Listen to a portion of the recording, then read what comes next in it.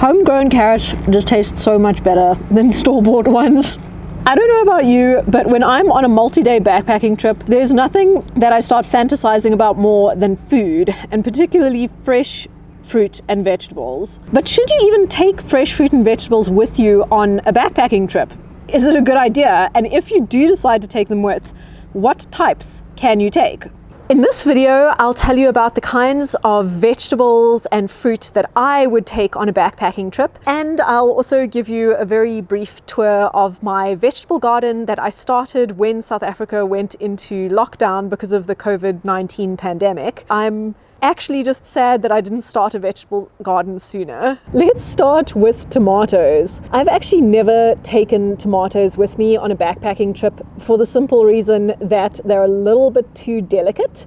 They can get squished in a backpack pretty easily, but I have seen other people successfully take tomatoes, particularly the little cherry tomatoes, with them, and they just put them inside of their coffee cup or their cook pot to protect them. They don't last a very long time. So I would eat them on the first or second day of your backpacking trip, because if the weather is hot, they're going to go off pretty quickly. My little tomato plants unfortunately don't look that happy. I'm not the best gardener, but some of them are still surviving, so I think they'll pull through. There are quite a few types of vegetables that are not going to survive a backpacking trip. Things like lettuce or spinach or Swiss chard are just going to wilt. They don't really have a very good shelf life, particularly if the weather is hot. So I would not recommend taking those on anything longer than a day hike. If you do want to take something leafy with you on a hike, then I would recommend something like a head of cabbage. That can actually last for several days if the weather is cool enough. The big problem, of course, with cabbage and with taking fresh fruit and vegetables in general is that it is quite heavy. It consists mostly of water. As you can see, my cabbages have been eaten a little bit by the birds, hence why I have a couple of these little rubber snakes floating around. Another vegetable that you can eat the leaves of is beetroot, but I would not actually recommend taking beetroot on a backpacking trip simply because it has the potential to stain things really badly. Beetroot juice turns absolutely everything red. Something that I have actually taken on some day hikes and shorter backpacking trips is sugar snap peas. This one has an aphid on it.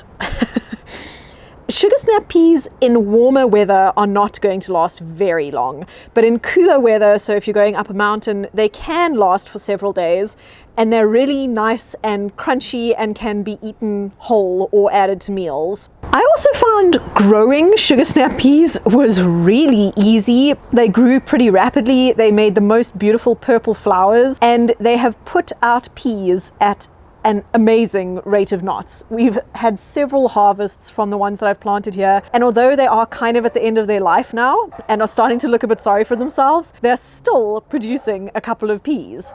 If you really want to cook a proper meal on a backpacking trip, then there's nothing better to take than an onion.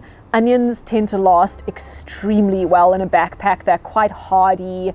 Even if it's a little bit warmer, they don't go off for quite a long time. Of course, the one caveat to this is that they are a bit heavy because they contain a lot of water.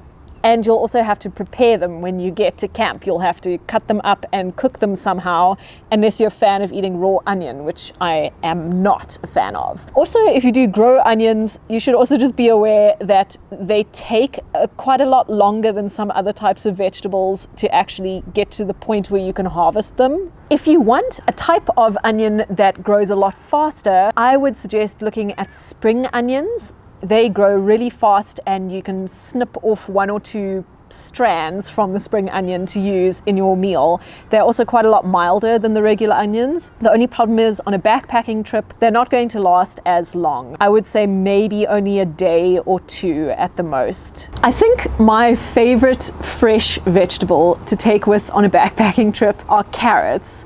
They last extremely well. Even if you wash them and cut them up and prepare them beforehand, they still last for several days, provided that that the temperature is not too high. And if you want them to last for a really long time, you can pull them straight out of the ground, just snip off the greens, leaving a tiny bit at the top, and not wash them.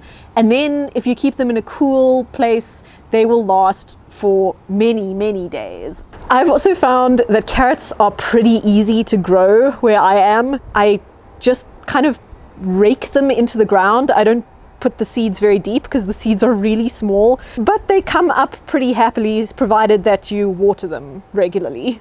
One of the very first vegetables that I planted in my vegetable garden were radishes, and I really like them because they grow so quickly. You really don't have to wait a long time before you get a radish that's big enough to eat. A lot of people don't like radishes, and I thought I didn't like radishes either, but if you cook them, their flavor changes completely. I don't normally take radishes with me on a backpacking trip, but because they're a root vegetable, you definitely could. It's not that bad. The only fruit tree that I have growing in this garden is this lemon tree. I wouldn't really recommend taking a lemon on a backpacking trip. There are kind of limited uses for a lemon, but lots of people do take other types of citrus fruit that have a fairly tough skin, like oranges, and several people do take things like apples, and all of that can definitely work, and it is really delicious, but the weight of those fruits is pretty substantial because they do contain a lot of water. So if you're willing to put up with a few extra grams, then taking some fresh fruit like an orange or an apple is a great idea. The best way to consume vegetables and fruit on a backpacking trip is by taking dehydrated fruit and vegetables with you. Then most of the water has been removed, so they're much, much lighter, and you still get a lot of the benefit of eating fruits and vegetables. But if you do want to change things up a little bit and add a bit of deliciousness to your backpacking meals, and you don't mind carrying a little bit of extra weight, then there are definitely some fruits and vegetables that you can include in your backpack. Thank you so much for watching this video. If you have your own ideas about taking fresh fruit and vegetables with you on a backpacking trip, then please leave them in the comments below. If you'd like to see more videos like this one, then consider subscribing to my channel.